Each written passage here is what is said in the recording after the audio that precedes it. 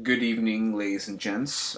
Tonight I'm going to ask you to watch this presentation for tomorrow's class pertaining to the types of rocks and the rock cycle. All right, use your guided notes for to complete your notes for this lesson. All right, so rocks. Rocks are composed of minerals.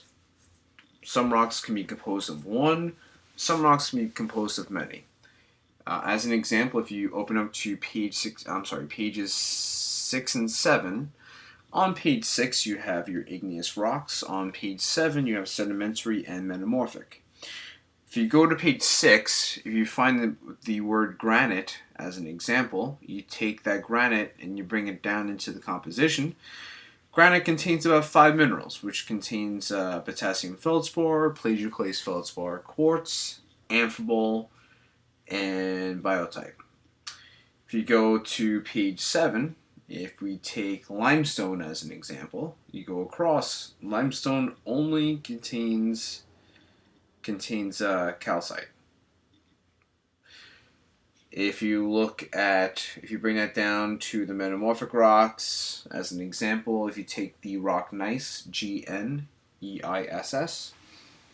the rock gneiss is composed of approximately 6 minerals, and again, these rocks vary. Sometimes it can be 1, maybe 2, maybe 3. Sometimes you can have 6 different minerals inside of a rock. All right, so different rock types. We have monomineralic and polymineralic. The prefix mono means 1. The prefix poly means more than 1, right? 2 or more. Rock cycle is a diagram showing how closely the rock types are related. This is found on page 6 of the reference table, and you saw this picture in 7th grade science. Alright, first rock type we have is igneous, formed from the cooling and solidification of magma or lava. So when we have this hot substance, when it reaches the Earth's surface from explosions or lava flows, it can cool relatively quickly because of the Earth's atmosphere and hydrosphere. On the rock cycle, if we had a sedimentary rock and it melted, it would form a magma. If we had a metamorphic rock and it melted, it also formed a magma. And if we had an igneous rock and it melted, right, it would form a magma. And then once that magma reaches the Earth's surface, begins to cool and solidify, you would form your igneous rocks. So also, this is rocks that are very porous, right? Like if you could see the big pore spaces there, this can be a good example of maybe a piece of scoria, which is a dark colored vesicular rock. If it's a lighter gray, it could be pumice. It could be a lighter vesicular rock. Sometimes we have quartz or other materials that were once molten that injected itself into pre-existing rocks. So these are like veins that run through the rocks, which is pretty cool. Alright, next rock type is sedimentary, formed from the compaction and cementation of sediments or from precipitates in an evaporating solution. So sediments, we know, forms from, we have the breakdown of rocks, which is weathering. Then the earth would erode those rocks or bring it to the lower levels, which is mostly going to be in your ocean basins, right? The collection part. And then once it's in the ocean, you have compaction in there, right, from the water and from sediments being constantly deposited. And you also have the cementation, which is the water needed, or at least a water environment, to cement the rocks together. Next is your precipitates in an evaporating solution. So a great example of that is when you go to a beach, and sometimes you're in the water for a good portion of the day. You come out, the water evaporates off your bathing suit, and sometimes you can see little white swirls, which is going to be your your salt deposits. Sometimes if you take a bucket of water, or if you were making sandcastles and you take that sandcastle bucket and you bring it back home, and maybe that little bit of water evaporates from there, it may leave a little tiny white residue, which is going to be your salt from the ocean.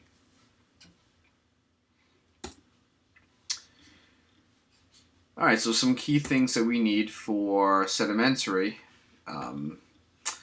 If we had a metamorphic rock and you uplift it, if you raise it to the surface to expose it, right, exposure to weathering and erosion, you would produce sediments. If we had a sedimentary rock that was uplifted from the ocean, for the breakdown and transportation, we would form sediments. And if we had an igneous rock that was uplifted, right, for more exposure, broke down, weathering, and eroded, we formed sediments. All right, and then from sediments, we would have the deposition and burial. So that would occur in most basins, right, ocean basins. You would have the deposition, and eventually it gets buried. And the more layers, the more horizontal sorting you have, one on top of the other, it produces a lot of weight, which is the key ingredient for the compaction that you need. And then the water is your cementation. So a lot of minerals are dissolved in water, and once those minerals kind of come out of solution from evaporation near the surface, that would eventually produce the glue that glues everything together to form your sedimentary. All right, so some pretty cool pictures. The one on the left here is a picture of maybe not a delta. This is more of a alluvial fan, right? A deposit on land, and it took some of the minerals. It dissolved the minerals and brought it down to a low level where evaporation occurred, and you produce this white residue left behind, which is going to be your salts. Maybe this is now the formation of rock salt. The one on the right here is also maybe a formation of rock salt. These are rock crystals. And once that water evaporates, right, you form these crystals, and we can use that as a food additive and to melt ice. We have sedimentary layers. We have these nice horizontal layers. We can find these in national parks. And again, this is the compaction and cementation of sediments that was once underwater. All right. The last type we have is metamorphic, formed from the intense heat and pressure, forcing rocks to recrystallize its minerals. Thank you. So it doesn't truly melt. That's the key thing for metamorphic. Metamorphic rocks don't melt. If they melted, they would be an igneous rock. So it's under so much heat and pressure that it like almost forms a mold, but it doesn't quite melt. And some of these minerals can move and migrate in this mold. So like your densest minerals will kind of like move or migrate downward, and then your less dense materials will kind of move upward in this mold. And the alternating light and dark in this case would be the movement of these minerals. Your darkest ones are your most dense, and your lighter ones are your least dense. This would be a great example of the igneous rock called gneiss. Alright, in order to make that, we need heat and pressure. So if we had an igneous rock, and under heat and pressure conditions would form metamorphic. A sedimentary rock under heat and pressure conditions will form a metamorphic. And of course, a metamorphic rock under heat and pressure, again, right, it's almost recycled, can form metamorphic rock again. Okay, another great example of the rock called gneiss. We see some feldspar, and we see some like pinkish colored feldspar, which is your potassium feldspars. Dark and light layers. And just the overall recycling of this. So rocks that are exposed at the surface, right? We have uplift for exposure, and we have the breaking down of rocks called weathering, and we have things along the Earth's surface that would transport them, right? Erosion and transport, and eventually it would discharge into the ocean, right? Deposition of sediment. And then through consistent horizontal deposition, you would have burial, compaction, and then since it's in water solution, we have minerals in solution that can act as a glue to form your sedimentary rocks. And then through internal processes, right, where we have heat and pressure, plates move, which we haven't learned yet, but when plates move, it creates a lot of friction, a lot of heat, a lot of pressure gets built up, and you can form metamorphic rocks. Okay, so metamorphic rocks can be made, and then it gets to a point where it gets too hot, and it begins to melt.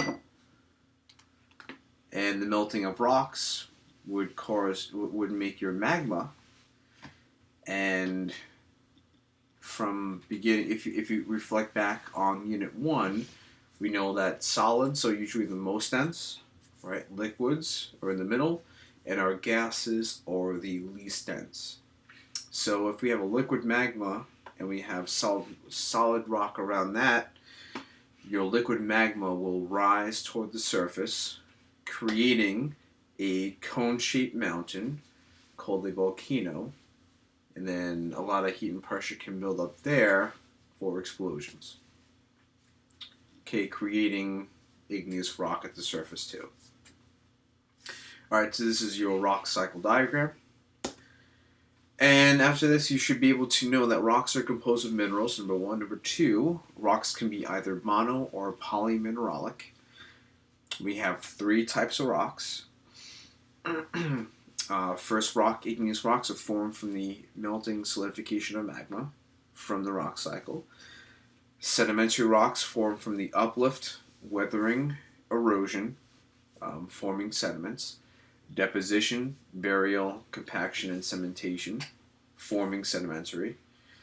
And metamorphic rocks form from heat and pressure from the internal earth processes. Alright guys, so that concludes this presentation. You should be ready tomorrow for at least have your reference table available, right? Page 6, rock cycle diagram. You may have to refer back to page 16 for your minerals. And you may have to utilize maybe pages 6 and 7 maybe to help you with the poly and monomineralic rocks. Alright, have a good night. See you tomorrow.